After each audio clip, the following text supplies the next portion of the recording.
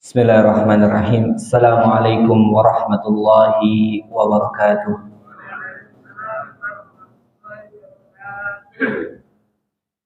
Innal hamdalillah nahmaduhu wa nasta'inuhu wa nastaghfiruh wa natubu ilaihi wa na'udzu billahi min sururi anfusina wa min sayyiati a'malina may yahdihillahu fala mudilla lahu wa may yudlil fala hadiya lahu. أشهد أن لا إله إلا الله وحده لا شريك له وأشهد أن محمدا عبده ورسوله. قال الله تعالى في القرآن الكريم يا أيها الذين آمنوا اتقوا الله حق تقاته ولا تموتن إلا وأنتم مسلمون. أما بعد. Para jamaah yang dirahmati oleh Allah Subhanahu wa taala, alhamdulillah pada kesempatan yang berbahagia ini Allah Subhanahu wa taala masih memberikan kesempatan kepada kita untuk berkumpul di rumah Allah Subhanahu wa taala dalam rangka sama-sama belajar. Ini adalah nikmat yang sangat besar, yang mana tidak semua manusia Allah Subhanahu wa ta'ala berikan nikmat bisa menuntut ilmu.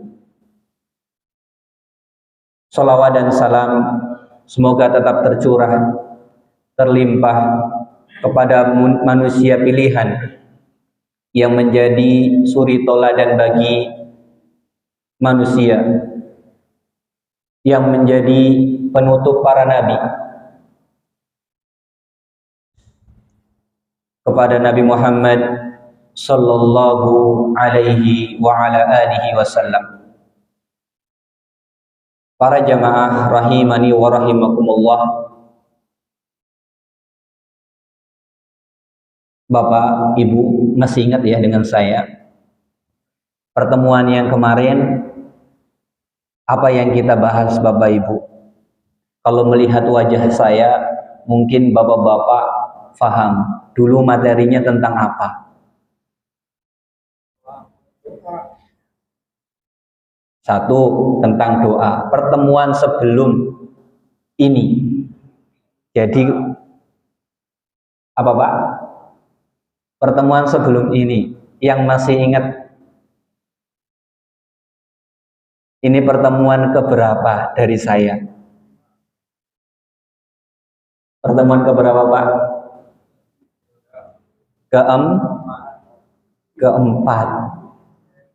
Ya. Yang judul terakhir kemarin kira-kira tentang apa? Tentang Sayyidul Istighfar, itu pertemuan kedua.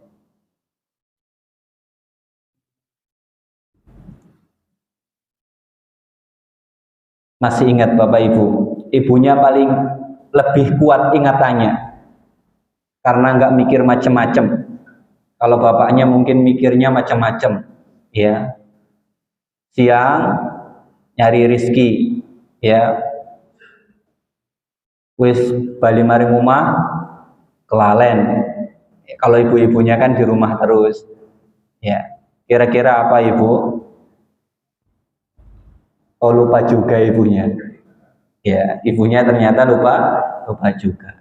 Kemarin itu adalah kiat-kiat meraih ngapa Pak Bu? Apa Mas? Surga. Salah.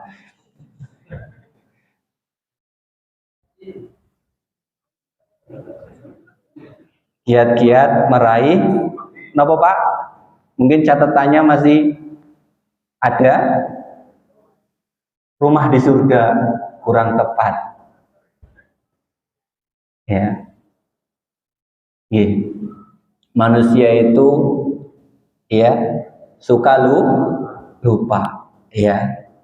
Suka lupa. Kadang-kadang baru naruh pensil, ya, apa kunci motor, baru 5 menit tanya ke istrinya, ya, Mak, kunci sih di mana? Padahal baru 5 menit. Ya, ini sudah berhari-hari, ya. Saya yakin ini lupa. Jadi kita merojaah lagi, ya, yaitu kiat-kiat meraih husnul khotimah. Oke. Kiat-kiat meraih husnul khotimah. Ya. Yang pertama apa Bapak Ibu? Siapa tahu judulnya ingat, yang pertamanya juga keinget.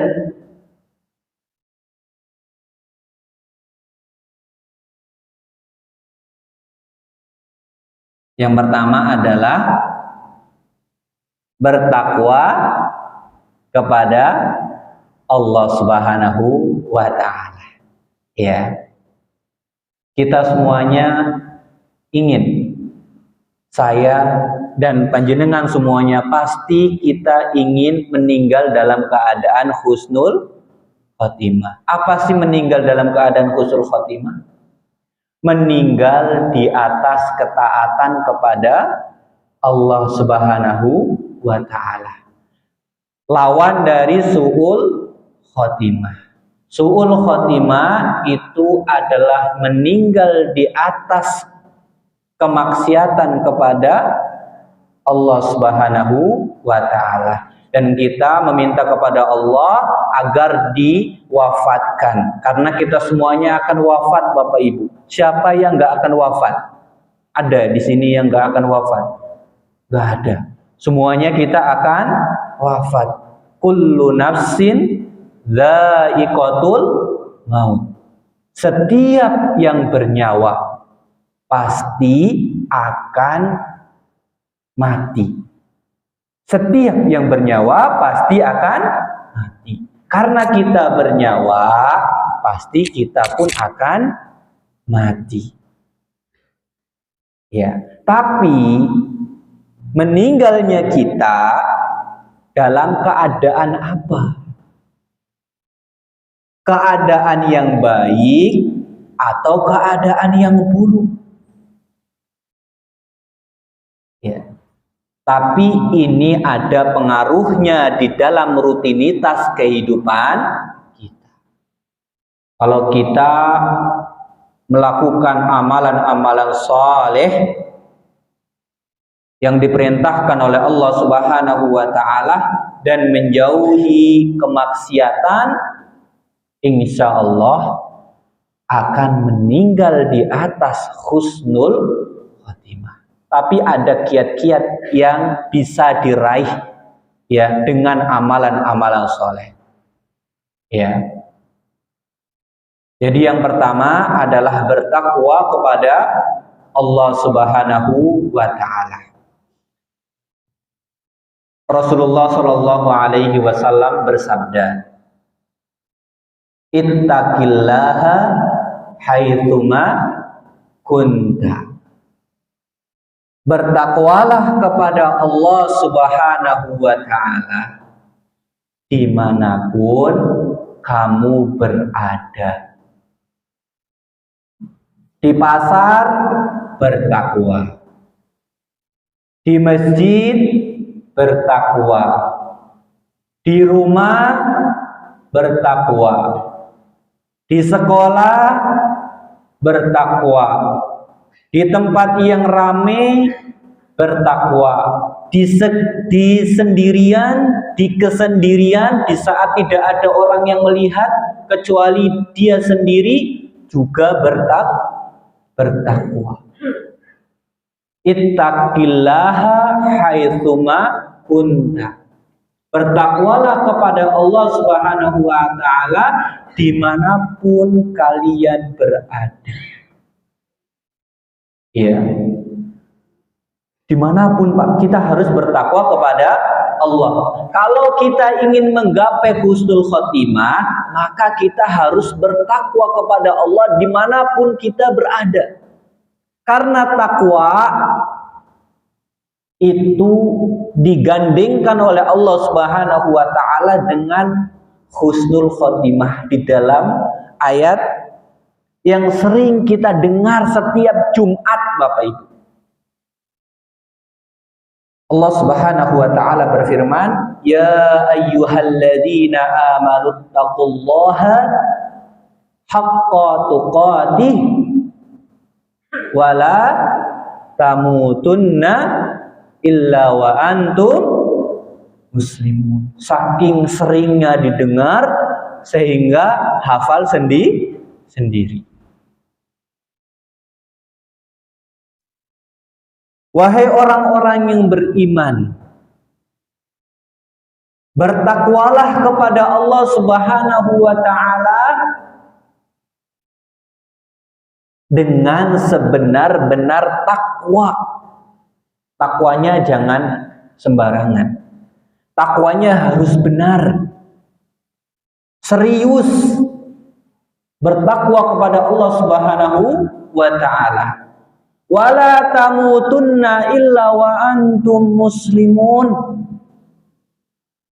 Dan jangan kamu sekali-kali mati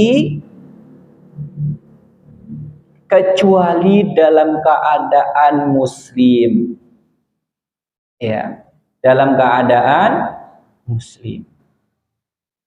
Ini takwa digandengkan dengan husnul khotimah. Mati, meninggal dunia dalam keadaan muslim itu adalah husnul khotimah. Yang dimaksud di sini adalah dia melakukan takwa. Ya, dia mempunyai takwa. Ya, yaitu menjaga dirinya dari menaati Allah Subhanahu wa taala. Dia senantiasa taat kepada Allah Subhanahu wa taala dan menjaga dirinya dari bermaksiat kepada Allah Subhanahu wa taala. Ini adalah kiat yang pertama, karena merojaah jadi nggak usah lama-lama. Itu yang pertama. Ya, apa Pak yang pertama tadi masih ingat? Udah lupa? Masih ya? Apa Pak? Bertakwa kepada Allah Subhanahu wa taala, ya. Kemudian yang kedua,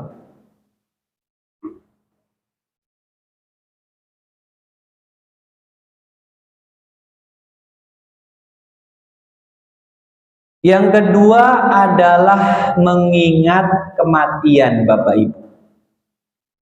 Mengingat apa? Kematian.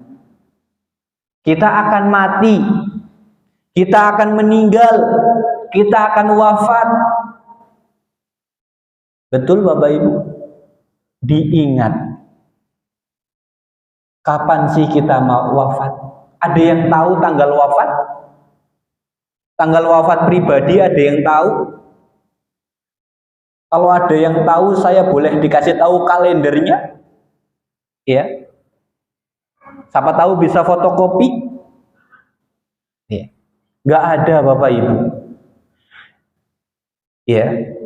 Kita tidak ada yang tahu kapan kita meninggal. Satu manusia pun, bahkan Nabi Shallallahu Alaihi Wasallam tidak tahu kapan meninggalnya. Karena yang tahu meninggalnya seseorang itu hanyalah Allah Jalla Jalaluh. Itu yang tahu. Sehingga kita kalau tidak tahu kapan meninggalnya, jaga amalan kita. Jangan sampai kita lagi bermaksiat tiba-tiba dicabut sama Allahnya nyawanya. Karena nggak tahu kapan kita meninggal dunia. Sehingga kita harus memperhatikan keadaan saat ini. Kita dalam keadaan apa? Kalau dalam keadaan di majelis ilmu kemudian dicabut nyawanya sama Allah Subhanahu wa taala, ini adalah keistimewaan, ketaatan. Kalau kita sedang menenggak, naudzubillah, misalkan khomer, baru nenggak segelas, langsung Allah cabut nyawanya. Maka ini adalah alamat dari meninggal dalam keadaan jelek, karena sedang bermaksiat, karena khomer dilarang oleh Allah Subhanahu wa taala. Ada orang yang meninggal dalam keadaan main kartu, sedang berjudi sambil megang kartu. Ada seseorang yang meninggal dalam keadaan berjoget. Ada yang meninggal dalam keadaan berzina. Sudah banyak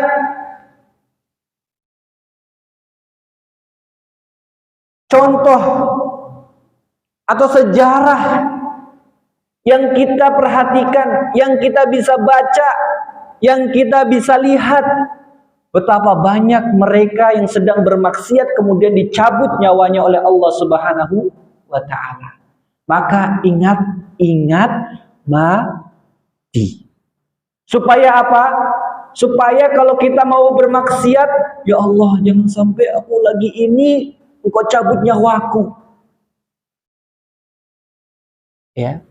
Dengan mengingat kematian, seseorang akan beramal soleh. Ya. Sehingga dengan amalan soleh tersebut, seseorang akan meraih yang namanya husnul khatimah.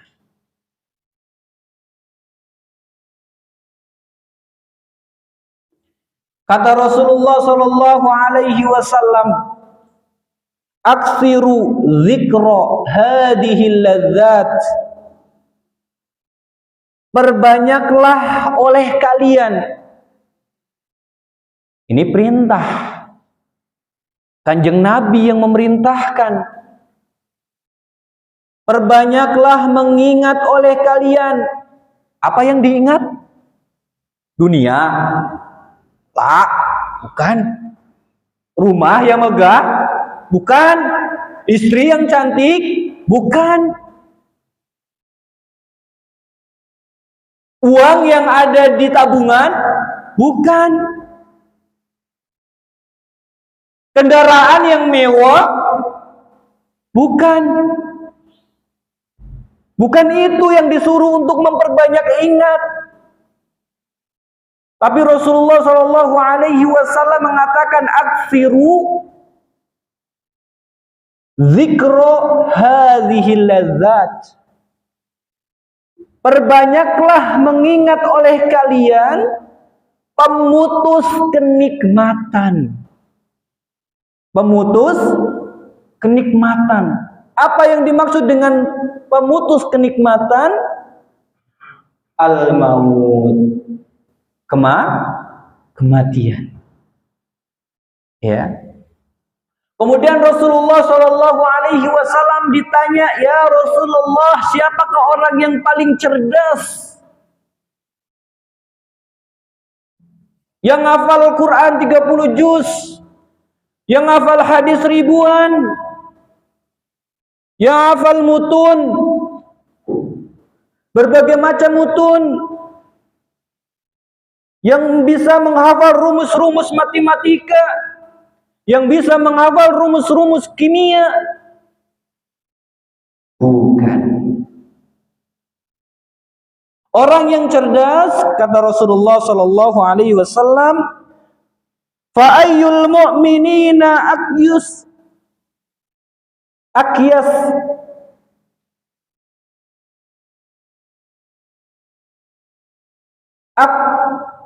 aksaruhum lil mauti zikron.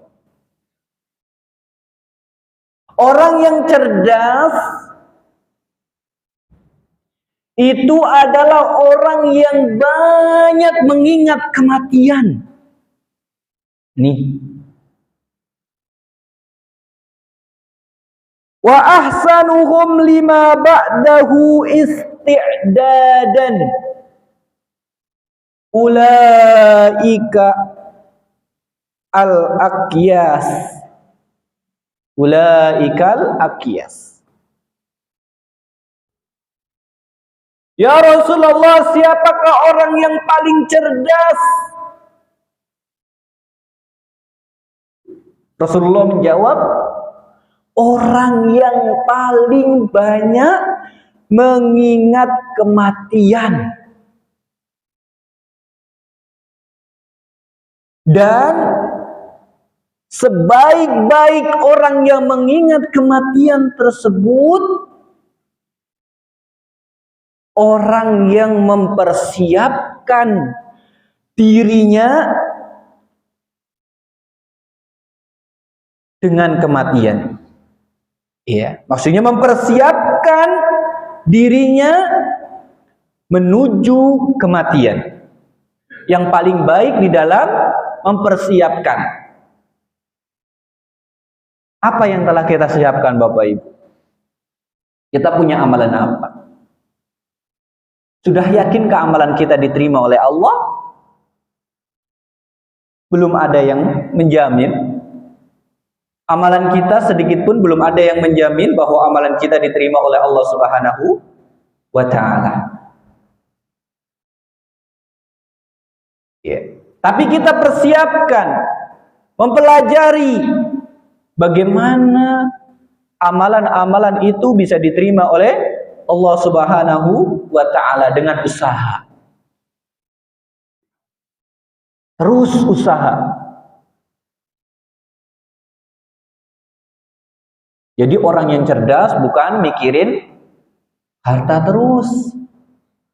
Mikirin istri yang cantik terus. Mikirin anak-anak yang lucu. Mikirin ya, suami-suami yang ganteng. Suami satu ya. Suami yang ganteng. Misalkan. Bukan itu, tapi yang banyak mengingat kematian dan persiapan terbaik menuju kematian.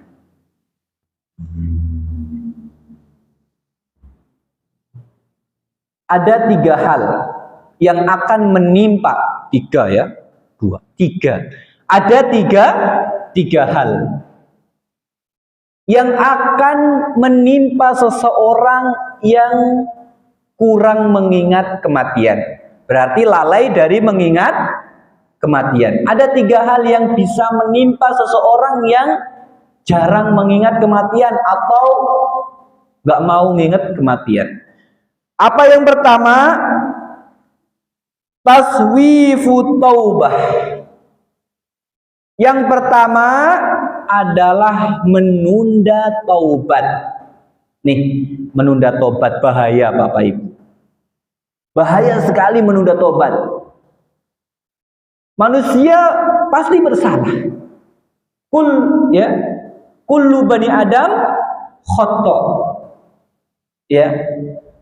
Setiap anak Adam pasti berbuat salah. Dan sebaik wa khairul khata at-tawabun. Dan sebaik-baik orang yang berbuat salah itu kembali bertobat kepada Allah Subhanahu wa ta'ala. Lah kalau dia menunda tobat, bisa jadi saya nanti tobatnya lah tunggu 45 tahun. Saya sekarang baru 40 tahun. Kurang berapa tahun? 5 tahun lagi bertobat. Sekarang saya puasin dululah berzina. Puasin dululah main judi. Puasin dululah maksiat-maksiat. Nanti kalau udah 45 saya baru tobat. Ini kalau orang jarang mengingat kematian akan ditimpa penyakit menunda-nunda tobat. Bahaya. Kalau dia menunda sampai 45, ternyata belum sampai 45, Allah cabut nyawanya. Dimatikan dahulu. Nah, ini mati dalam keadaan apa Bapak Ibu? Su'ul khotimah. Kemudian yang kedua,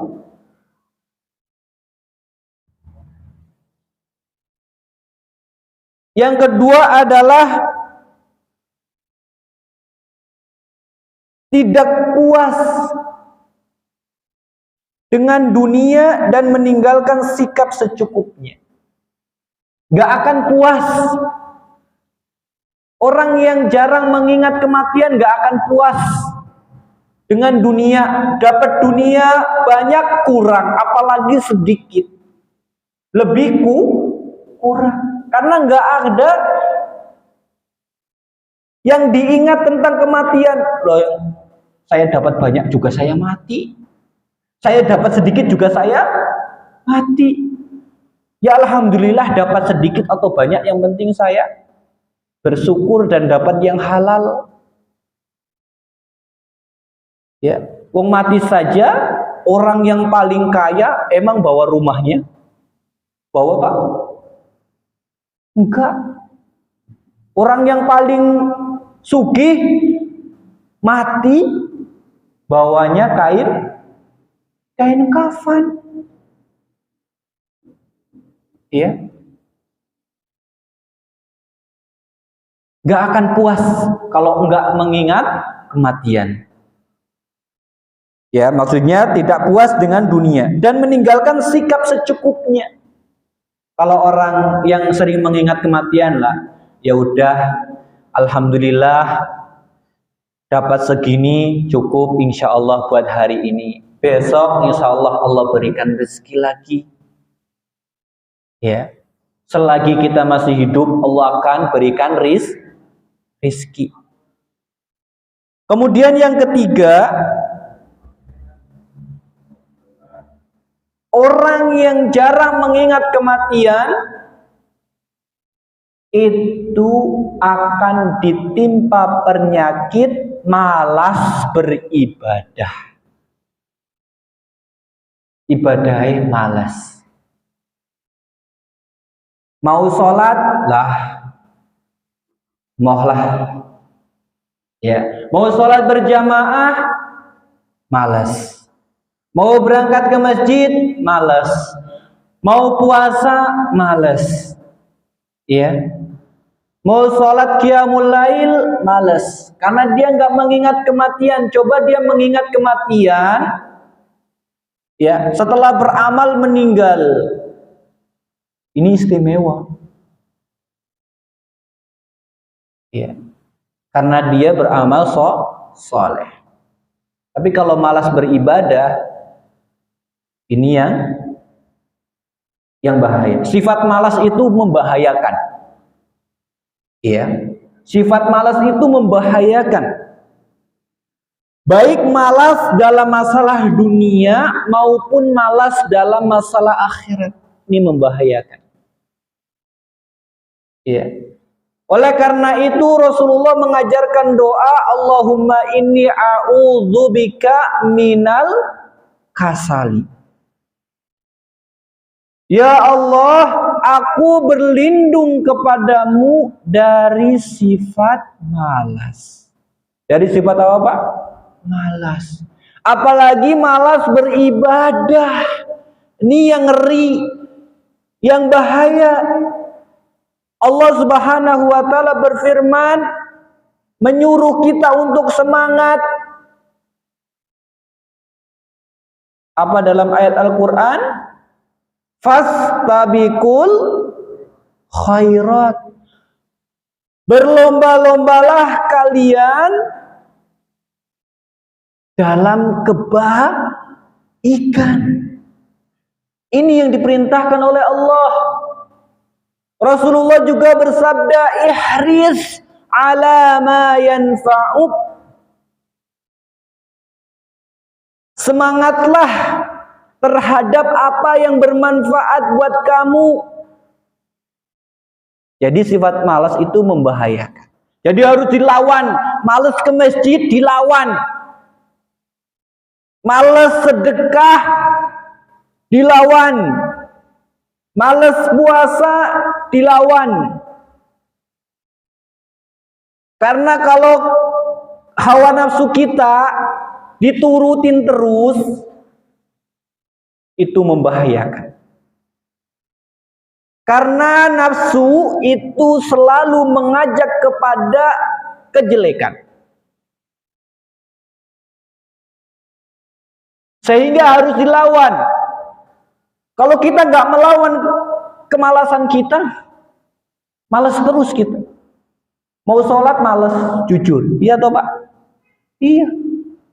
Ya. Mau puasa malas. Iya kan? Dalam jiwa itu ada sebenarnya. Cuman kita memaksa. Gak usah dibohongin jiwa itu. Pasti ada. Wah, lebih apa? Jiwa itu lebih mengarah ke kesenang-senangan. Makan aja lah, senang enak kok. Ya. Itu jiwa. Tapi harus dipaksa untuk melakukan ketaatan. Terus dilatih. Ya. Karena kalau tidak dilatih nggak akan bisa. Sebagaimana kuda. Kuda itu kalau kuda cuman dikerem di kandang, suruh berpacu, kalah. Ya, kalah. Kenapa kalah? Nggak pernah dilatih. Ya. Kalau kita harus sering latihan terus, dipaksa terus. Jiwa kita dipaksa. Gak bisa bangun malam, paksa alarmnya dibunyiin, taruh di dekat telinga. Ya. Misalkan, kalau membahayakan jangan pakai handphone alarmnya. Ya. Paksa, males ke masjid dipaksa. Ya, paksa terus jiwa itu. Ya. Kemudian yang ketiga, kiat untuk meraih husnul khotimah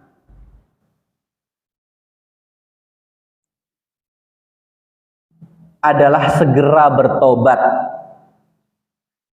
Segera bertobat. Segera bertobat ini adalah salah satu yang bisa menyebabkan seseorang mendapatkan husnul khotimah. Kenapa? Karena kalau bertobat setelah bermaksiat, bertobat Allah ampuni. Ketika Allah Subhanahu wa taala ampuni, maka dosanya akan dihapus. Kalau dosa dihapus, kemudian dia melakukan ketaatan, maka dia meninggal dalam keadaan husnul khotimah. Ya. Allah Subhanahu wa taala berfirman untuk segera bertobat, wasari'u ila maghfiratin mir rabbikum wa jannatin arduha ka'ardis samai wal ard. Berlomba-lombalah kamu, ya, jadi kita manusia suruh berlomba-lomba. Berlomba-lomba apa? Ila maghfiratin mir rabbikum.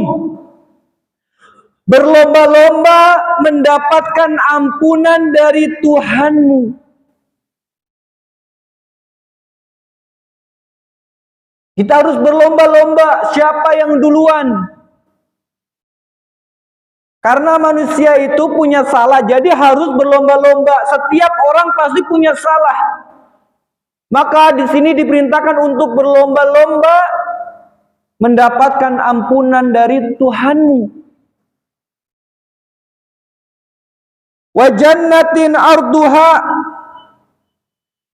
dan berlomba-lomba untuk mendapatkan surga yang luasnya seluas langit dan bumi. Sudah waktu azan? Sudah? Muazin? Tafadhal, azan dulu.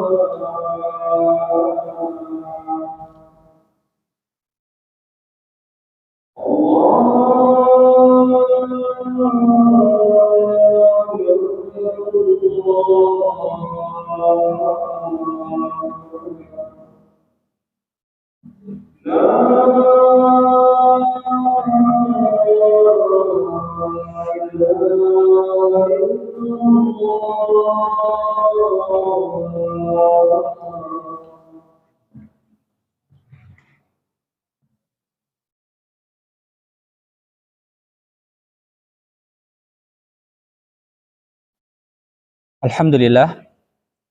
Alhamdulillah wassalatu wassalamu ala Rasulillah wa ala alihi wa ashabihi wa man walah wa man ittaba'al huda ila yaumil qiyamah. Rabbi shrah li sadri wa yassir li amri wahlul 'uqdatam min lisani yafqahu qawli.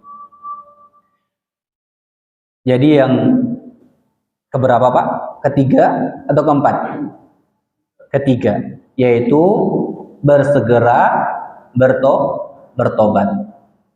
Siapa yang ingin meraih husnul khotimah, maka bersegeralah bertobat. Dan ini perintah Allah Subhanahu wa taala untuk kita berlomba-lomba menggapai ampunan dari Allah Subhanahu wa taala. Berlomba-lomba. Kemudian kita berlomba-lomba untuk bisa mendapatkan jannah, mendapatkan surga yang seluasnya seluas langit dan bumi.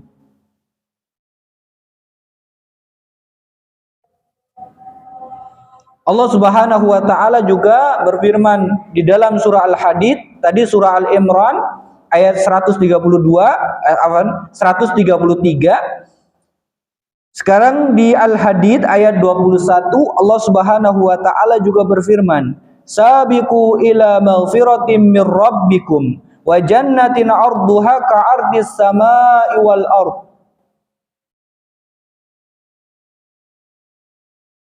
Jadi sama. Kita diperintahkan untuk berlomba-lomba meraih ampunan Allah Subhanahu wa taala dan juga berlomba-lomba untuk bisa mendapatkan surga yang seluas langit dan bumi. Ya, berlomba-lomba berarti duluan. Siapa yang duluan? Adu. Ya, lomba berarti lebih dari satu orang, 2 orang, 3 orang, 100 orang berlomba-lomba. Ini berlomba-lomba untuk semua manusia. Ya, berlomba-lomba untuk mendapatkan ampunan dari Allah Subhanahu wa taala dan mendapatkan surga yang seluas langit dan bumi. Kemudian yang keempat, tambah satu lagi. Yang keempat, memperbanyak amalan rahasia.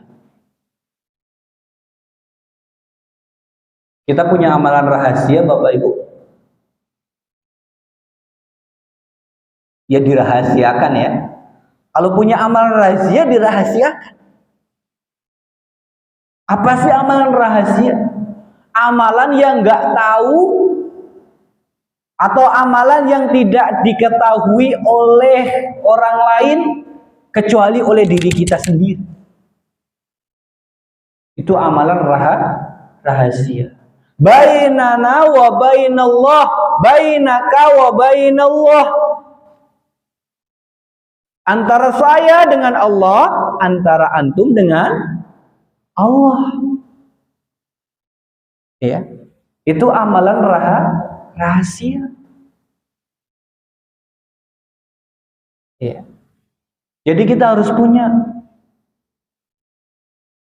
amalan rahasia. Apakah Rasulullah memerintahkan? Ya.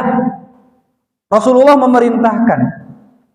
Rasulullah Shallallahu alaihi wasallam bersabda, "Man istata'a an takuna lahu khobi'atu min amali salihin falyaf'al." Rasulullah Shallallahu alaihi wasallam bersabda, "Man istata'a," barang siapa yang mampu. Barang siapa yang mampu. Untuk apa? Untuk memiliki amalan soleh yang tersembunyi. Memiliki amalan soleh yang tersembunyi. Falyaf'al, maka lakukanlah. Jadi diperintahkan oleh Rasulullah Shallallahu Alaihi Wasallam, barang siapa yang bisa, sanggup untuk menyembunyikan amalan soleh, maka lakukan. Bahkan ke suaminya, bahkan ke istrinya, bahkan ke anaknya. Ada sebuah kisah. Ada seseorang, ya, dia jarang sholat. Ya, jarang sholat. Maksudnya mungkin sholat tidak di masjid, ya. Kemudian dia jarang berpuasa, mungkin maksudnya puasa sunnah. Kemudian dia mempunyai tetangga yang soleh. Tetangga yang soleh ini 3 kali bermimpi. 3 kali bermimpi supaya tetangganya yang tadi diajak umroh. Tetangganya diajak apa? Umroh. Kemudian diajaklah tetangga ini untuk pergi umroh. Setelah sampai kemudian melaksanakan ibadah umroh dan selesai, mau pulang ke kampung halamannya, ditanya sama orang yang bawa ini, "Kamu punya hajat apa?" "Saya pengen sholat, ya, di belakang makom Ibrahim." Makom sama makam beda ya Bapak Ibu. Makom tempat apa? Tempat apa? Duduk. Kalau makam kuburan. Ya, jangan nanti disalah tafsirkan, salah artikan, oh ini di belakang kuburan. Salah. Ya. Sholat 2 rakaat di belakang makom Ibrahim. Kemudian sholat, setelah sholat kok ini enggak selesai-selesai sholatnya. Ternyata dibangunkan sudah meninggal dunia. Setelah itu jenazahnya dibawa pulang. Sampai di rumah dia nanya ke keluarganya, saya pergi umroh mengantarkan si fulan untuk husnul khotimah. Adakah amalan rahasia yang dilakukan? Iya, ada. Apa yang dilakukan oleh orang yang husnul khotimah ini? Dia mempunyai tetangga janda.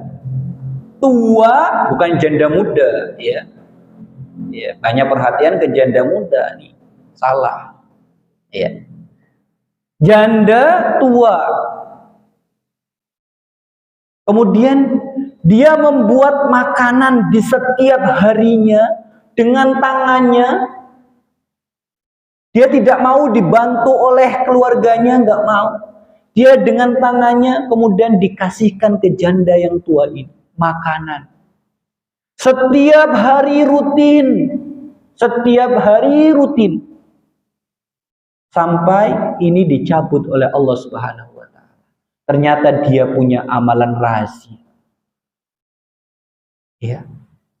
Gak ada yang tahu kecuali mungkin ini diketahui, tapi diketahui oleh keluarganya. Tapi kalau bisa, ya, tapi ini tetap terketahui ya. Contoh amalan yang tetap diketahui apa, Pak? Walaupun itu rahasia, tetapi tetap diketahui. Kalau puasa, mungkin dia bisa menyembunyikan puasanya. Kalau kebaikan misalkan memberi kayak gitu, ya, bisa diketahui tapi nggak banyak orang yang mengetahui. Itu sudah sir, ya, itu sudah rahasia. Karena tidak semua orang mengetahui amalan yang dilakukannya. Kalau kita berbuat baik kepada orang tua, bisa nggak kita tersembunyi dalam mengamalkan? Nggak bisa, Pak. Minimal orang tua yang merasakan. Minimal orang tua yang mengetahui amalan itu. Nggak bisa kalau kita pengen berbakti kepada orang tua, tapi amalan kita mau disembunyikan. Gimana caranya? Ngasih uang, sembunyi, ibunya nggak tahu. Ya nggak diambil. Ya. Ngasih uang nih Bu, saya ngasih uang. Ya bakalan ngasih tahu. Kalau misalkan si amplop, ya, kemudian ke ibunya nggak tahu amplop dari siapa, kemudian untuk siapa. Iya. Jadi kita harus punya amalan rahasia. Rahasiakan amalan kita. Sholat 2 rakaat setelah wudhu misalkan. Rahasiakan. Ya, apapun itu dari amalan-amalan soleh. Semoga bermanfaat. Ada pertanyaan saya jawab setelah live-nya dimatikan.